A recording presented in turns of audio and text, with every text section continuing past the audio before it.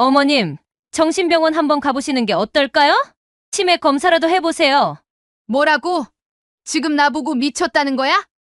어머님이 정상이라고 생각하세요? 요즘 하시는 행동 보세요. 야, 내가 감히 시어머니한테 그런 식으로 말해? 저도 참을 만큼 참았어요. 매일 집안에서 중얼거리시고 이상한 행동하시고 우리 가족한테 얼마나 피해를 주시는지 아세요? 며느리는 저를 치매 환자로 몰고 갔습니다. 정말 분하고 답답했지만 아들을 생각해서 참았습니다. 그날 밤 저는 잠이 오지 않아 서재에서 책을 읽고 있었어요. 그런데 거실에서 며느리와 손녀 수진이의 목소리가 들려왔습니다. 수진아, 엄마가 할머니에 대해서 중요한 얘기 좀 할게. 할머니 말이야, 이제 슬슬 정리해야 할 때가 온 것 같아. 정리? 무슨 정리? 할머니를 이 집에서 내보내야 한다는 뜻이야. 며느리의 차가운 목소리에 제 온몸이 얼어붙었습니다. 하지만 더 충격적인 건 손녀의 반응이었어요. 진짜로? 언제? 일본 여행 다녀온 다음 주 바로. 그때 할머니 명의로 된 집도 우리가 가져올 수 있고. 와, 정말이야? 그럼 할머니는 어디로 가는데? 요양원이지 뭐. 할머니 치매라고 진단서만 받으면 돼. 할머니가 치매야? 나는 잘 모르겠는데. 바보야. 치매인 척해야 하는 거야. 그래야 재산을 우리가 관리할 수 있거든. 아, 그럼 엄마가 약속한 샤넬 가방도 사주는 거지? 당연하지. 30억짜리 집인데 명품 가방 하나쯤이야 껌값이지. 그 순간 모든 게 명확해졌습니다. 이들의 목적은 처음부터 제 재산이었던 거예요. 저는 이 이야기를 듣고 너무 충격을 받았습니다. 며느리의 도가 넘는 행동에 가만히 두고 볼 수만은 없었습니다. 그래서 한 가지 결정적인 행동을 하기로 마음먹었습니다. 저는 어떤 행동을 하였을까요? 그리고 제가 한 선택이 옳았을까요? 여러분이라면 이런 상황에서 어떻게 하셨을지 정말 궁금해요. 본격적인 이야기 시작 전에 구독과 좋아요 눌러주세요. 모두 무료입니다. 그럼 시작하겠습니다. 안녕하세요. 저는 올해 73 김성희라고 합니다. 강남 대치동에서 30년 넘게 살아온 평범한 할머니였습니다. 아니, 평범하다고 생각했었죠. 남편은 15년 전에 세상을 떠나시고 그 뒤로 쭉 혼자 살아왔습니다. 혼자 사는 게 외롭긴 했지만 그래도 제 나름대로는 괜찮게 지내고 있었어요. 아침마다 동네 공원에서 산책도 하고 이웃 할머니들과 수다도 떨고요. 가끔 아들이 안부 전화를 해주면 그것만으로도 충분했습니다. 그런데 어느 날 아들이 갑자기 이렇게 말하더군요. 엄마, 혼자 계시면 위험해요. 요즘 독거노인 사고도 많이 일어나고 저희랑 같이 사세요. 솔직히 처음엔 좀 의외였어요. 그동안 결혼하고 나서는 명절이나 생일 때나 연락하던 아들이었거든요. 하지만 아들의 말에 효심이라고 생각했습니다. 나이가 들어서야 부모 생각을 하게 된 거구나 싶었죠. 며느리도 전화기 너머로 다정하게 말했어요. 어머님, 저희가 모실게요. 혼자 계시면 얼마나 외로우시겠어요. 수진이도 할머니랑 같이 살고 싶어 해요. 그 말을 듣고 마음이 따뜻해졌습니다. 특히 손녀 수진이가 저와 함께 살고 싶어 한다니. 그 어린 마음이 너무 예뻐 보였어요. 그래서 결국 아들네 집으로 들어가게 됐습니다. 처음 몇 달은 정말 좋았어요. 손녀 수진이가 학교에서 돌아오면 할머니, 오늘 학교에서 이런 일이 있었어요. 하며 제잘제잘 이야기해주고 할머니랑 같이 살아서 좋아요. 하고 안길 때는 제가 다시 젊어진 것 같았습니다. 며느리도 겉으로는 잘해줬어요. 어머님, 이거 드세요 하며 과일도 깎아주고 몸 어디 아픈 데 없으세요? 하고 안부도 물어봤죠. 아들은 평소보다 자주 집에 일찍 들어와서 엄마 편하시죠? 하고 물어보기도 했고요. 그때만 해도 저는 정말 행복했습니다. 이렇게 가족과 함께 사는 게 얼마나 좋은 일인가 싶었어요. 혼자 살 때는 몰랐던 가족의 소중함을 다시 느낄 수 있었거든요. 특히 손녀와 함께 보내는 시간이 제일 즐거웠어요. 하지만 이 모든 게 거짓이었다는 걸 그때는 꿈에도 몰랐습니다. 그런데 함께 산 지 6개월쯤 됐을 때였어요. 어느 날 밤 평소처럼 서재에서 책을 읽고 있었는데 갑자기 거실에서 손녀 목소리가 들려왔습니다. 처음에는 대수롭지 않게 생각했어요. 아이들이 엄마와 수다 떠는 건 당연한 일이니까요. 그런데 그 다음에 들린 말에 제 심장이 철렁 내려앉았습니다.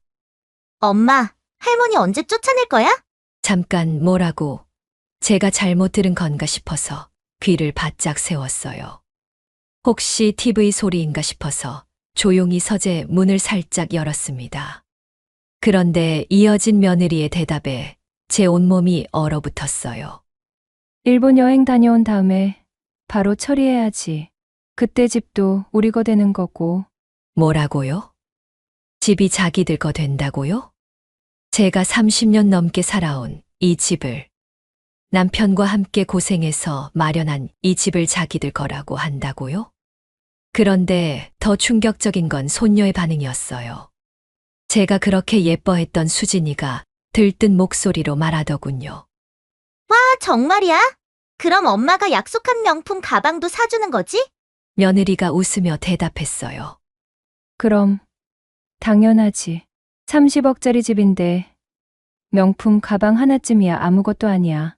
그 순간 제가 얼마나 바보였는지 깨달았습니다. 이 사람들이 저를 집으로 들인 이유가 효심이 아니었어요. 제 재산, 제 집이 목적이었던 거죠. 그것도 저를 어디론가 쫓아내고 차지하려는 음모를 꾸미고 있었던 겁니다. 손이 덜덜 떨렸어요. 평생을 가족을 위해 희생하며 살아왔는데 정작 그 가족들이 저를 쫓아낼 계획을 세우고 있다니. 그것도 일본 여행을 다녀온 사이에 모든 걸 처리하겠다고 하니 얼마나 치밀하게 계획을 세웠는지 알 수 있었어요. 그날 밤 잠을 한숨도 잘 수가 없었습니다. 머릿속이 복잡했어요. 설마 제가 잘못 들었을까? 하지만 아무리 생각해봐도 그들의 말은 너무나 명확했습니다. 다음 날부터 저는 조금씩 관찰하기 시작했어요. 그러니까 이상한 점들이 하나씩 보이기 시작하더군요. 며느리가 제 앞에서는 다정하게 굴지만 제가 없을 때는 전혀 다른 사람이 되는 것 같았어요. 관찰을 시작하고 나니까 정말 많은 이상한 점들이 보였습니다. 며느리는 제가 외출할 때마다 어머님 어디 가세요? 하고 꼬치꼬치게 묻더니 돌아오면 혹시 누구 만나셨어요? 하고 또 물어봤어요. 처음에는 관심을 가져주는 줄 알았는데 이제 생각해보니 제 행동을 감시하고 있었던 거였어요. 그리고 더 충격적인 건 며느리가 일부러 이웃들에게 제 험담을 퍼뜨리고 있었다는 거예요. 어느 날 동네 마트에서 우연히 이웃 할머니를 만났는데 그분이 조심스럽게 이런 말을 하시더군요. 성희 씨, 며느리가 그러는데 요즘 많이 깜빡하신다면서요?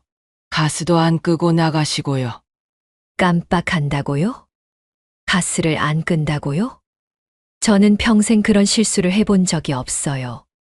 요리할 때도 항상 체크하고 또 체크하는 성격인데 갑자기 무슨 치매에 걸린 사람처럼 소문을 내고 있었던 거예요.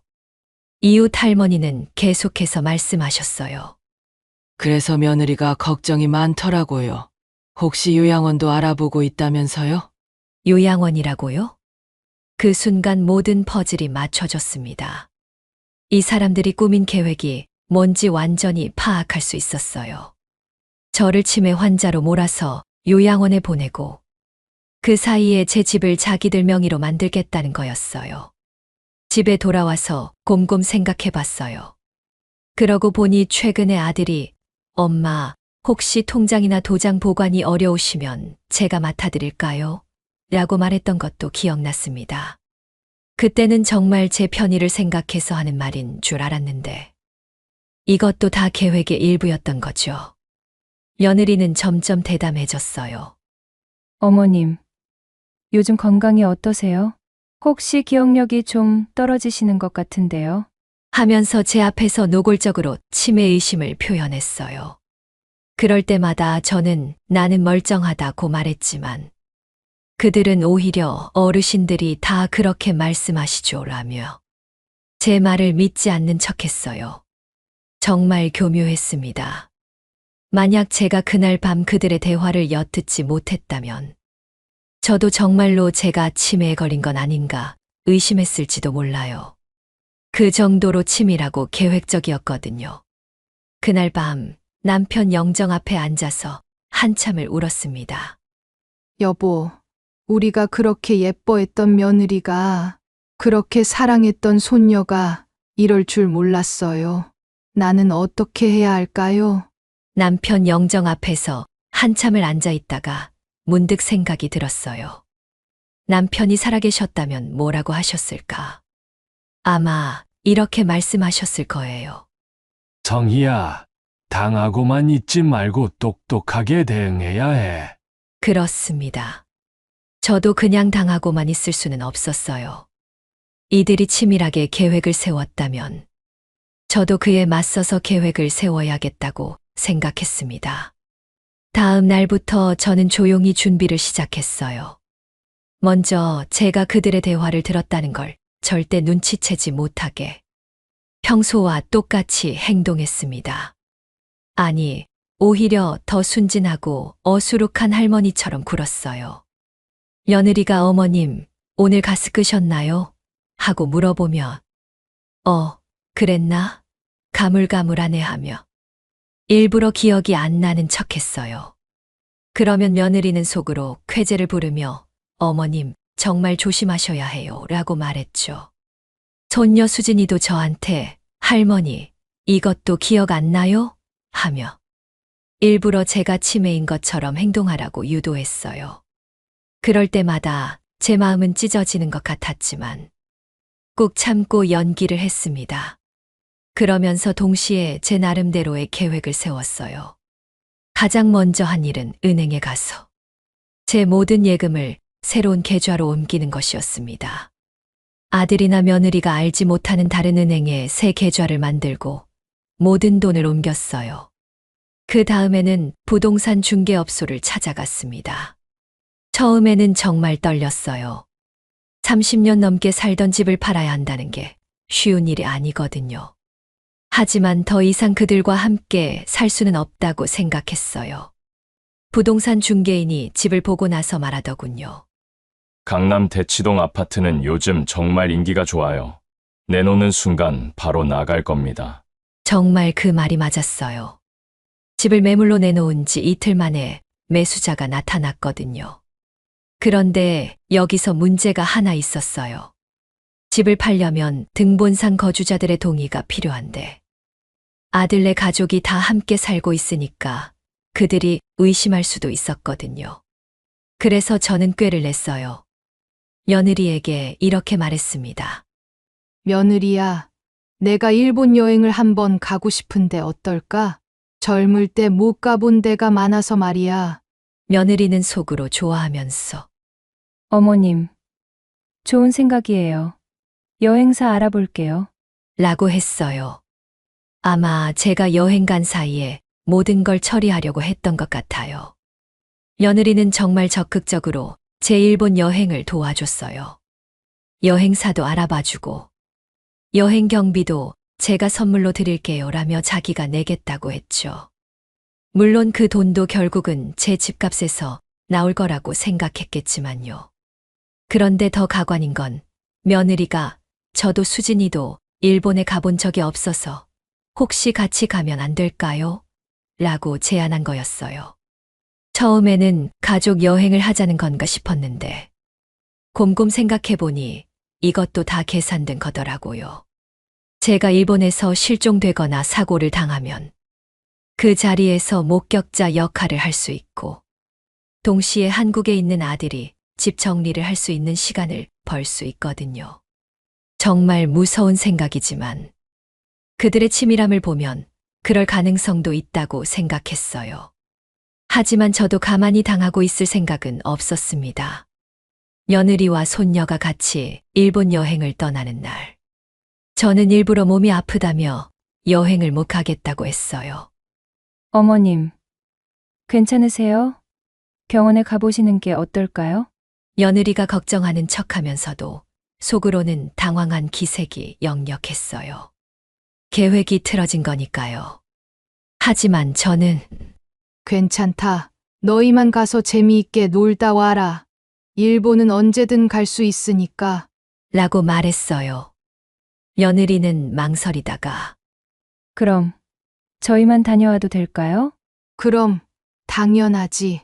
젊은 사람들이 여행 다녀와야지. 결국 며느리와 손녀만 일본으로 떠났어요. 아들은 회사 일이 있다며 한국에 남았죠. 아마 제가 여행을 못 가게 되자 플랜 B를 실행하려고 했던 것 같아요. 그런데 그들이 떠난 그날 저는 바로 실행에 옮겼습니다.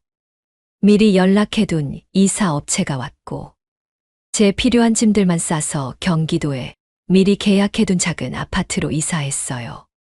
그리고 그날 오후에는 집 매매 계약을 최종 체결했습니다. 계약금도 받고 잔금 일정도 정했죠. 모든 게 일사천리로 진행됐어요. 저녁에 아들이 회사에서 돌아와서 집이 텅 비어 있는 걸 보고 얼마나 당황했을까요? 아마 처음에는 도둑이 들었나 싶었을 거예요. 그러다가 제가 사라진 걸 알고는 경찰서에 신고까지 했더라고요. 하지만 저는 이미 새로운 집에서 편안히 쉬고 있었죠.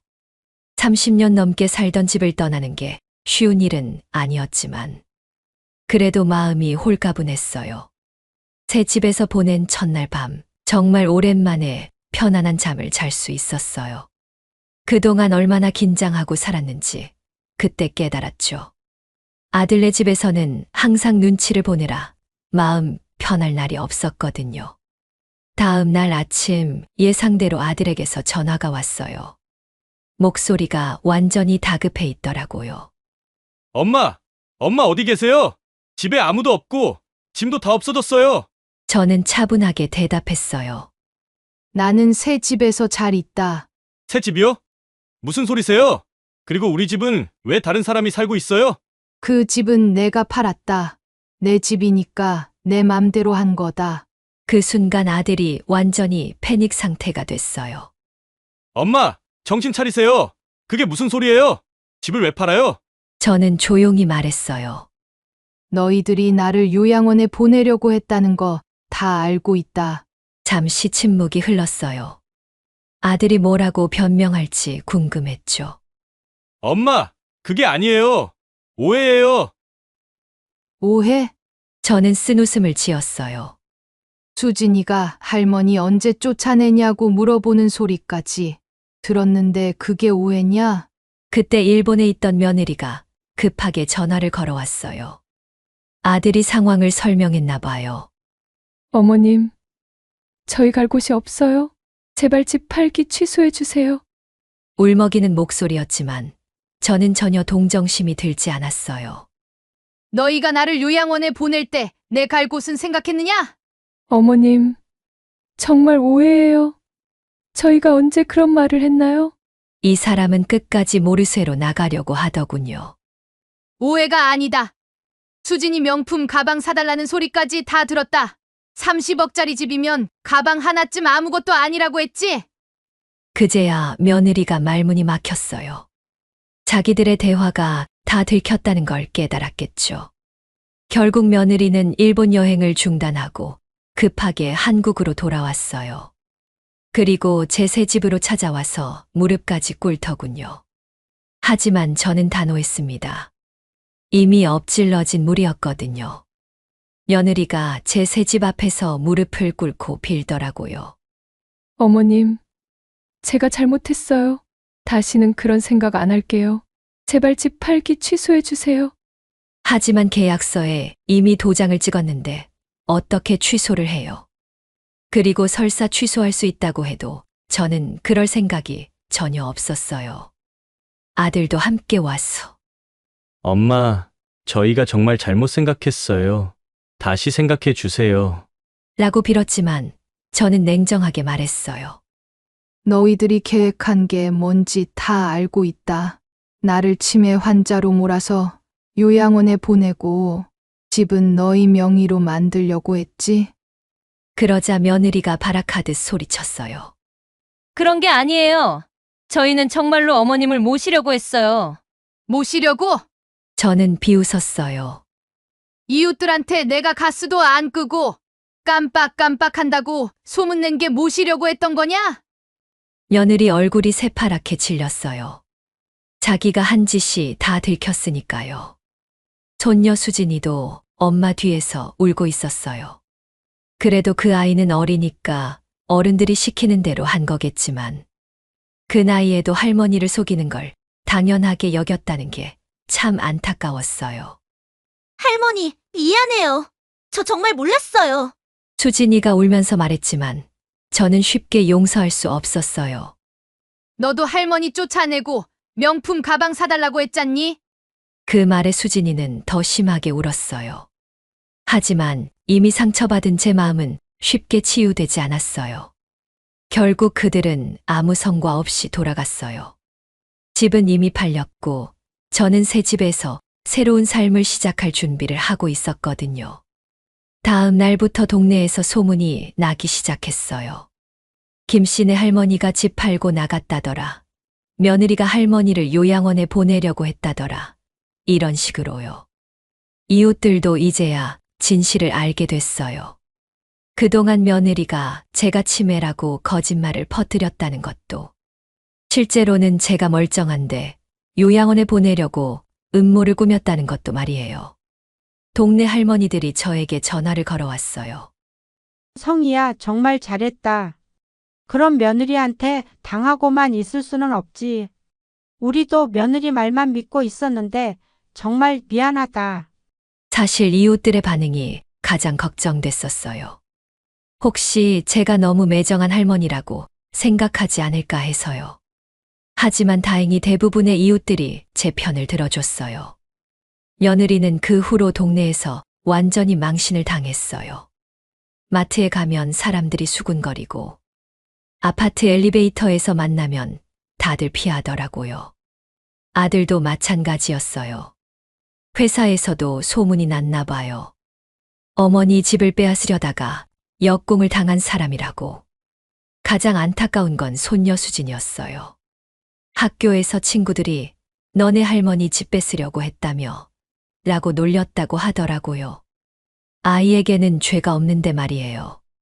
하지만 이것도 교육이라고 생각해요. 어른들의 잘못된 행동이 어떤 결과를 가져오는지, 그리고 가족이라고 해서 무엇이든 할 수 있는 건 아니라는 걸 배워야죠. 며느리는 그 후로도 몇 번 더 찾아와서 빌었어요. 어머님, 정말 잘못했어요. 이삽이라도 도와주세요. 하지만 저는 단호하게 거절했어요. 너희가 나한테서 받을 걸 기대하지 마라. 이미 끝난 일이다. 새 집에서의 생활이 시작됐어요. 경기도의 작은 아파트였지만 강남 대치동 집보다 훨씬 마음이 편했어요. 30년 넘게 살던 곳을 떠나는 게 쉬운 일은 아니었지만 그래도 하루하루가 평화로웠어요. 집을 판 돈과 연금으로 생활하는데 전혀 부족함이 없었어요. 오히려 혼자 살다 보니 지출도 줄고 마음의 여유도 생겼죠. 무엇보다 누군가 눈치를 보지 않아도 된다는 게 가장 좋았어요. 새 동네 이웃들도 참 좋았어요. 아무도 제 과거를 모르니까 편견 없이 대해주더라고요. 새로 오신 할머니시네요. 잘 부탁드려요라며 인사해주는 이웃들을 보면서 사람은 어디서든 새로운 시작을 할 수 있다는 걸 깨달았어요. 동네 공원에서 산책을 하다가 비슷한 나이의 할머니들과 친해졌어요. 그분들과 이야기를 나누다 보니 비슷한 고민을 가진 분들이 많더라고요. 요즘 자식들이 부모를 뭘로 보는지 모르겠어요. 우리 며느리도 우리 재산만 노리고 있는 것 같아서 불안해요. 제 이야기를 들은 할머니들은 정말 잘하셨어요 라며 박수까지 쳐주더라고요. 우리도 그런 용기가 있었으면 좋겠어요. 그런 말을 들을 때마다 제가 한 선택이 옳았다는 확신이 들었어요. 가족이라고 해서 무조건 참고 넘어가야 하는 건 아니거든요. 한 달쯤 지났을 때 아들이 다시 연락해 왔어요. 이번에는 예전과 달리 좀 더 겸손한 태도였어요. 엄마, 저희가 정말 잘못했어요. 처음부터 다시 시작할 수 없을까요? 하지만 저는 이미 마음을 정했어요. 다시 시작하고 싶으면 너희들 힘으로 해라. 내가 도와줄 일은 없다. 엄마, 그래도 혈육인데 혈육이면 혈육답게 행동했어야지. 이제 와서 혈육 타령하지 마라. 며느리도 전화를 걸어서 울면서 빌었어요. 어머님, 저희 정말 반성하고 있어요. 아이도 학교에서 놀림받고. 그건 너희가 감당해야 할 일이다. 내가 왜 너희 때문에 고생해야 하느냐? 정말 냉정하게 들릴지도 모르지만 저는 더 이상 그들에게 휘둘리고 싶지 않았어요. 평생을 가족을 위해 희생하며 살았는데 이제는 제 인생을 살고 싶었거든요. 시간이 지나면서 제 새로운 생활 패턴이 자리 잡혔어요.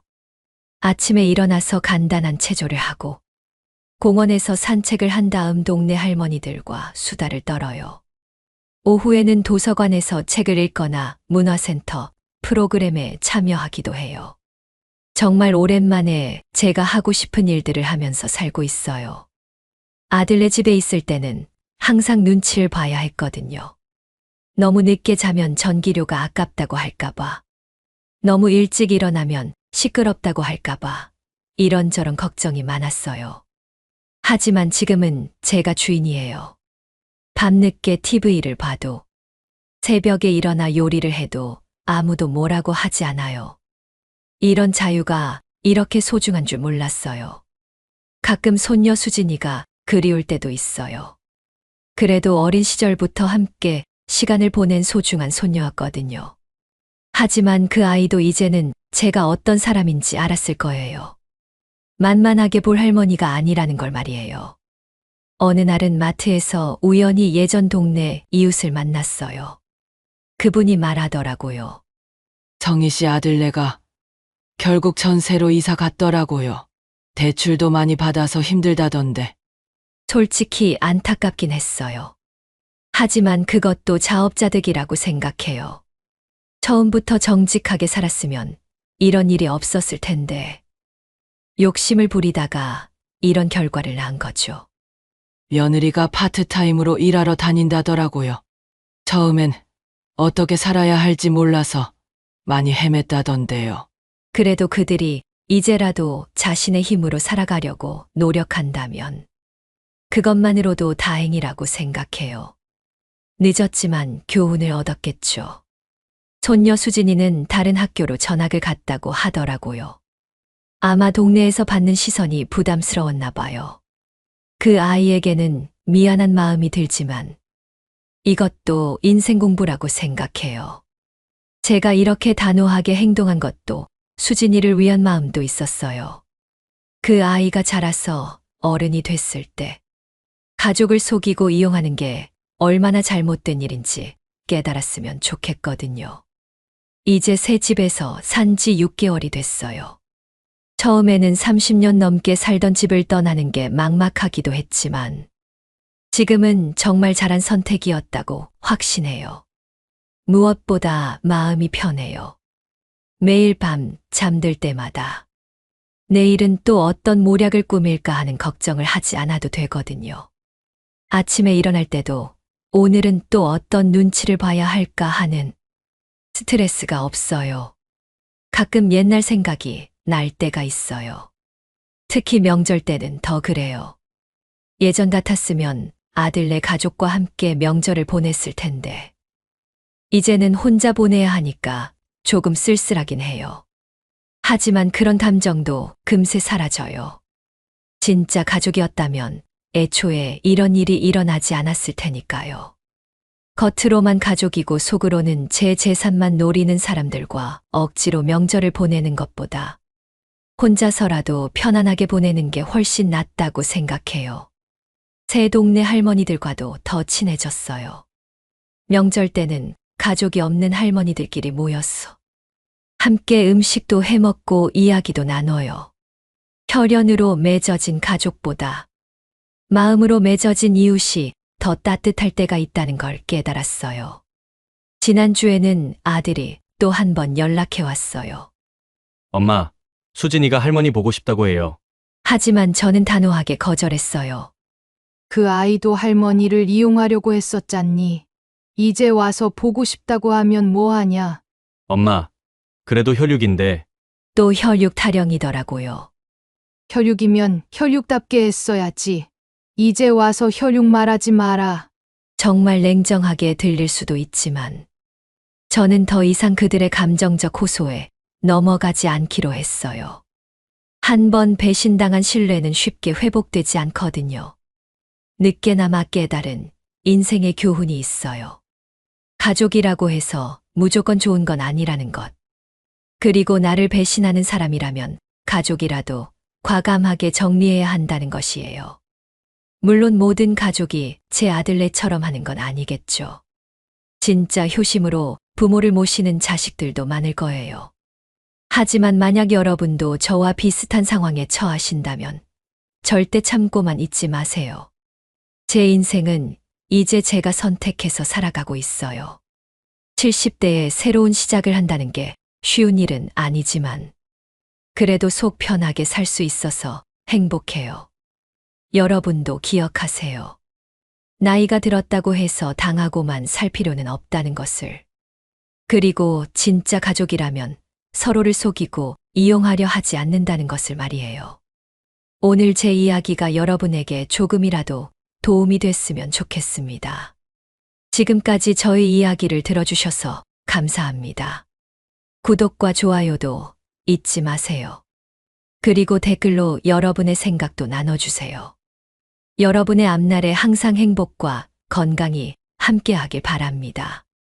사연 세상이었습니다. 감사합니다.